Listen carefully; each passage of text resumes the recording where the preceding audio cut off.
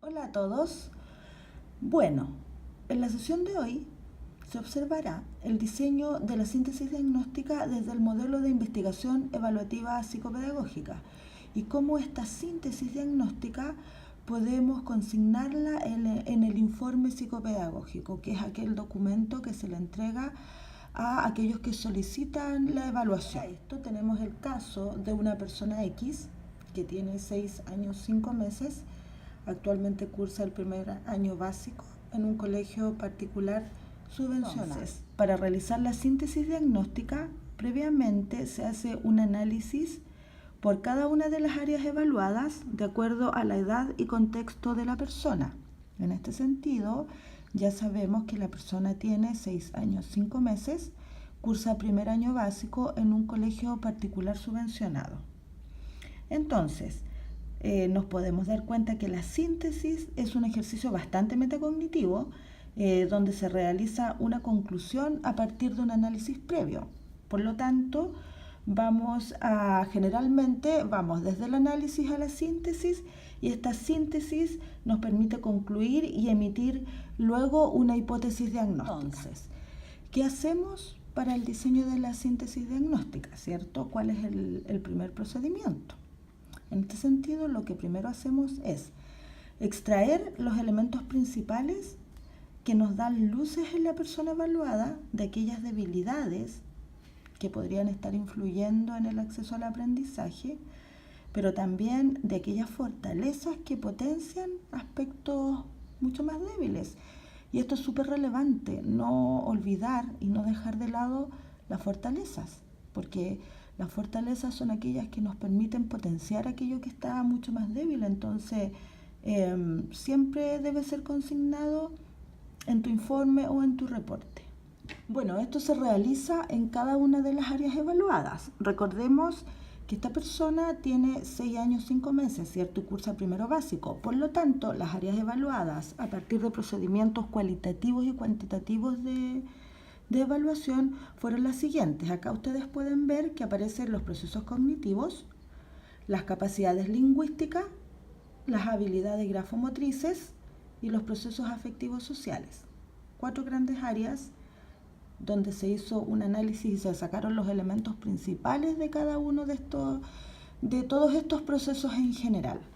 Por lo tanto, ustedes para identificar estos aspectos principales también tienen que tener la capacidad de identificar qué es lo relevante de lo que no es relevante, y eso es una habilidad cognitiva que ustedes también tienen que tener potencializada. Vamos a leer el primer ejemplo sobre los procesos cognitivos, la primera área evaluada. Si se dan cuenta, y aparece bastante claro los aspectos que son relevantes, yo los marqué incluso con negrita. Dice: el nivel de competencias generales de la persona en el área de procesos cognitivos se observa descendido, ¿cierto? Existe un rendimiento muy bajo que se traduce en dificultades en habilidades de seriación y clasificación.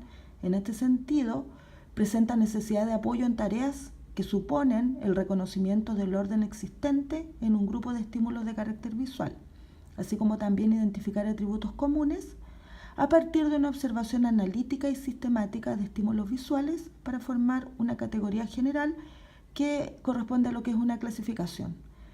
Se encuentra más fortalecida la organización perceptiva. Ahí hay otro aspecto relevante, también está en negrita, en cuanto a la capacidad de ejecutar tareas de carácter especial. En relación a los procesos de atención y memoria, se aprecia descendida la capacidad para mantener una atención concentrada en tareas que exigen observación analítica y atención selectiva, pero presenta fortalecida la memoria a corto plazo, evidenciada en tareas de reconocimiento previa observación de figura.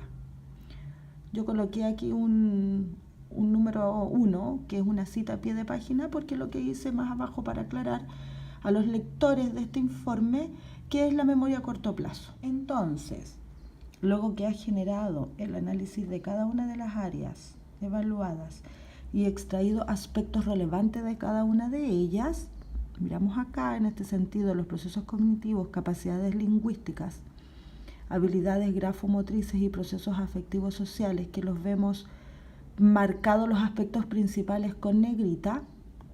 Nos vamos entonces a lo que es hacer la síntesis diagnóstica, que dijimos que es una conclusión luego de haber generado este proceso de análisis o más analítico. Ahora vamos a juntar todas esas partes desde sus aspectos principales para poder levantar o para poder generar significados relevantes que nos permitan finalmente hacer nuestra hipótesis diagnóstica o emitir nuestra hipótesis diagnóstica. Si miramos acá esta gráfica, nos podemos dar cuenta de aquello que les he estado comentando, ¿cierto?, con anterioridad, que tiene que ver con el análisis de cada una de las áreas. Entonces, esta gráfica que ustedes pueden observar o visualizar, yo la construí o la diseñé pensando en la experiencia y en lo que uno va observando también desde la teoría y uniendo un poco la práctica, que tiene que ver con lo que les comentaba, que son áreas, procesos cognitivos, procesos afectivos sociales, pero algo muy importante, que están en la base del aprendizaje de áreas como la lectura, la escritura y las competencias matemáticas, que son áreas instrumentales. Entonces, estas tres partes que tenemos acá en el análisis previo, se generan significados en cada una de ellas, significados relevantes, que están también muy relacionados con el planteamiento de la pregunta inicial o de la hipótesis inicial en nuestro caso. Entonces ahora empezamos a mirar cada aspecto y a preguntarnos si está menos fortalecido alguno de los procesos cognitivos, ¿cómo estaría esto influyendo en alguna de las áreas instrumentales? Como nosotros ya tenemos resultados de las áreas instrumentales, podemos hacer relaciones entre cómo la memoria de trabajo, por ejemplo, ha influido en el aprendizaje de la lectura, de la escritura, de las matemáticas, pero cómo algún otro proceso cognitivo también podría estar influyendo en procesos afectivos sociales, podría ser la causa, o quizá el observar un poco más débil alguno de los procesos cognitivos podría ser también consecuencia de los afectivos sociales. Todo esto, mirar cada una de estas partes para generar significados que nos lleven a mirar el aprendizaje en profundidad de la persona, obviamente están unidos a un contexto donde está inmersa la persona evaluada. Bien, con todo lo anterior entonces, estamos listos para poder generar nuestra síntesis diagnóstica. Acá tenemos un ejemplo que les voy a leer y vamos a hacer algunas observaciones. Por ejemplo, de acuerdo a la evaluación realizada, se puede concluir que la persona presenta un rendimiento regular en las áreas evaluadas. Presenta potencializadas las capacidades lingüísticas necesarias para el aprendizaje de la lectura y escritura, aunque estaría influyendo en su retraso lector las dificultades observadas en la memoria verbal de corto plazo, no así la memoria visual de corto plazo, que estaría fortalecida. En contraposición a esto, las áreas con mayores dificultades son las de bases del razonamiento y atención y memoria. En este sentido, es importante entender que los procesos cognitivos son la base del aprendizaje. Es decir, si alguna de sus áreas aparece descendida, posiblemente repercutiría en el aprendizaje de las técnicas instrumentales de la lectura, escritura y cálculo.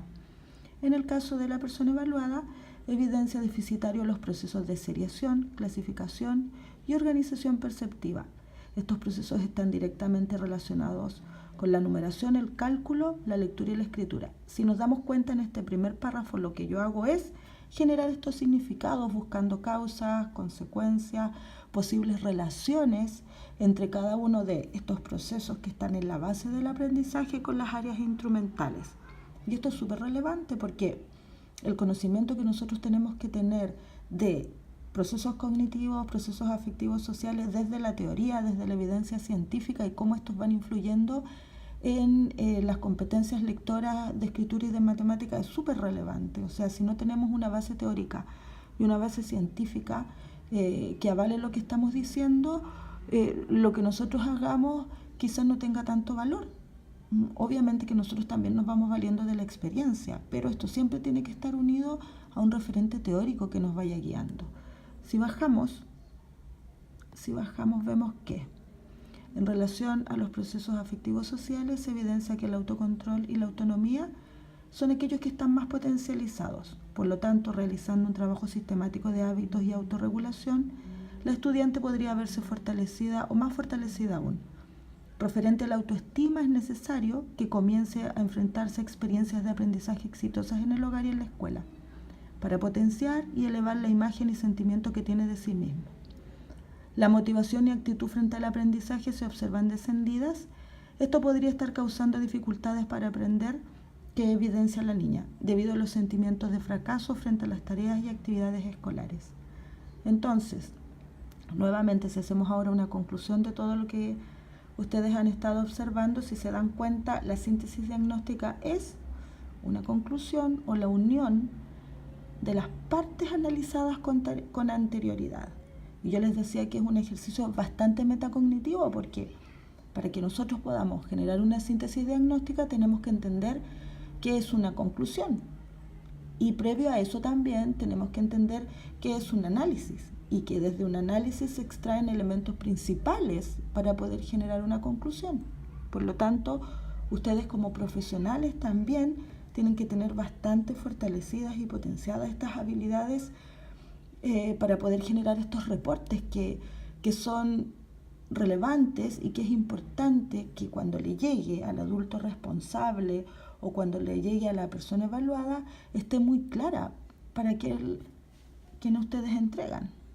Bien, entonces espero que les haya servido esta sesión, que tengan más elementos para diseñar la síntesis diagnóstica a partir de todo lo que hemos analizado y lo que ustedes han observado. Recuerden que la síntesis diagnóstica es previa a la hipótesis, por eso que también tiene que ser potente, estos significados que se han generado tienen que ser coherentes entre sí. Por lo tanto, los invito a seguir mirando cada una de las sesiones que vamos a hacer referidas al proceso de investigación evaluativa psicopedagógica, que estén súper bien.